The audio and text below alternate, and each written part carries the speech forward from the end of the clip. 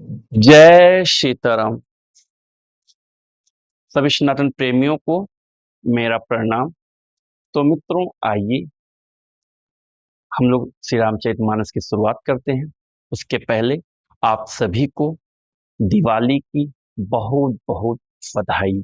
जो हमारे देश में हैं, जो भी मित्र हमारे सनातन प्रेमी बाहर भी रहते हैं, सभी को दिवाली की बहुत बहुत बधाई। तो मित्रों, आज दिवाली का दिन है।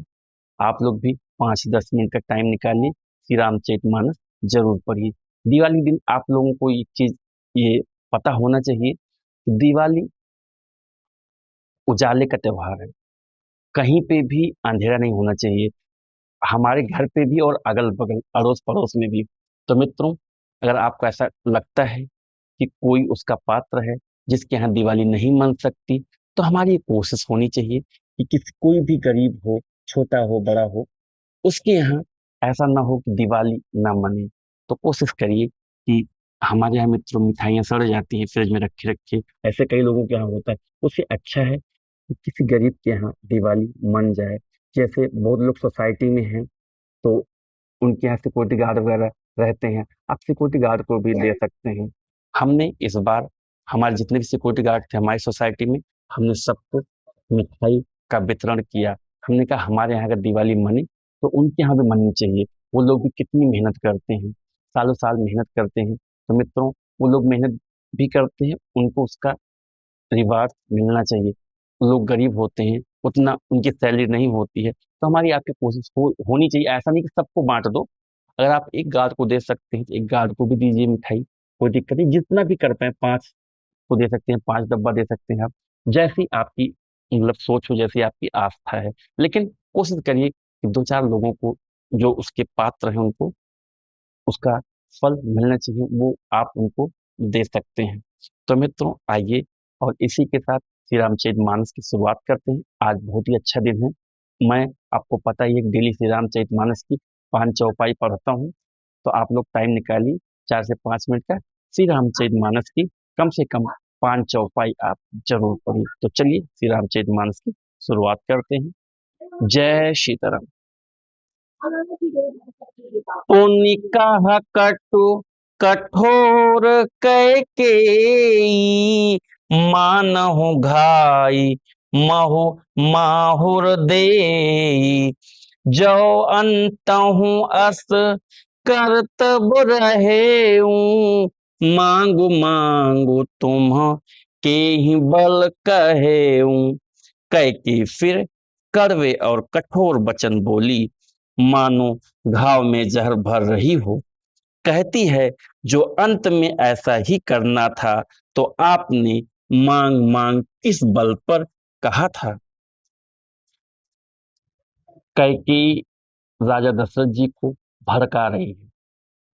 वो बोल रही है, जब आपकी देने की हिम्मत नहीं थी, आपकी देने की औकात नहीं थी, तो आपने क्यों बोला कि कैकेयी मांग, जो तुझे चाहिए वो मैं पूर्ण करूंगा। अगर आपने बोला है तो आप अपने वरदान का पालन करिए और राम जी को वनवास दीजिए। आप दुई की होई एक समय भुआला, हसब ठठाई फुलाउब गाला। दानी कहाउब अरु कुपनाई, होई की खेम कुशल रौताई।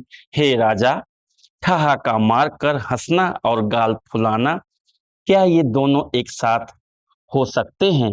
दानी भी कहना और कंजूसी भी करना, क्या राजपूती में क्षेम कुशल भी रह सकती है? लड़ाई में बहादुरी भी दिखावे और कहीं चोट भी ना लगे। छाड़हूँ बचनों की धीरज धरहूँ, जनि अबला जिमि करुणा करहूँ। तनु तिय तनय धामु धनु धरनी, सत्य संध कहूँ तृण समबरनी। या तो वचन प्रतिज्ञा ही छोड़ दीजिए या धैर्य धारण कीजिए। यो असहाय स्त्री की भांत रोइए पीटिए नहीं, सत्यव्रती के लिए तो शरीर स्त्री पुत्र घर धन और पृथ्वी सब सब तिनके के बराबर कहे गए हैं। मरम बचन सुनि राउ कहा, कहूँ कछु दोष न तोर, लाग्यों तो ही पिशाच जिमी, कालू कहावत मोर। कैकेयी के मर्म भेदी वचन सुनकर राजा ने कहा कि तू चाहे कह, तेरा कुछ भी दोष नहीं है। मेरा काल तुझे मानो पिशाच होकर लग गया है, वही तुझसे यह सब कहला रहा है। चाहत न भरत भूप तहि भोरे, विधि बस कुमति बसी जिय तोरे। सो सब मोर पाप परिणामु, भयहु कुठार जेहि विधि बामु। भरत तो भूलकर भी राजपद नहीं चाहते, होनहार बस तेरे ही जी में कुमति आ बसी। यह सब मेरे पापों का परिणाम है, जिससे कुछ समय में बेमौ के विधाता विपरीत हो गया। सुबस सिंह फिरी अवध सुहाई, सब गुण धाम राम प्रभुताई। करी हहि भाई सकल सेवकाई, होई हहि त्यों पुर राम बड़ाई। तेरी उजाड़ी हुई यह सुंदर अयोध्या फिर भली भांति बसेगी और समस्त गुणों के धाम श्री राम की प्रभुता भी होगी। सब भाई उनकी सेवा करेंगे और तीनों लोकों में श्री राम जी की बड़ाई होगी। तोरु कलंकु मोर पछिताऊ, मुई हूँ न मिटही न जाहि काऊ। अब तोहि नीक लाग कर सोई, लोचन ओट बैठू मुँह गोई।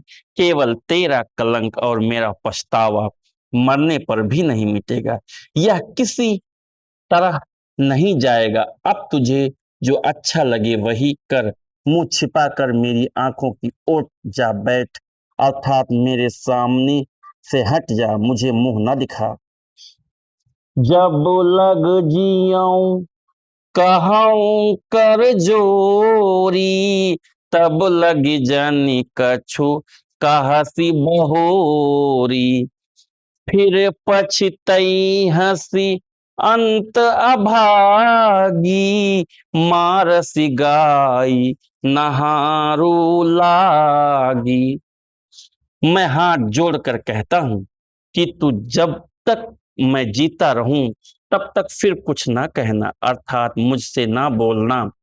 अरे अभागिनी, फिर तू अंत में पछताएगी, जो तू नहारू तात के लिए गाय गाय को मार रही है। जय सीताराम।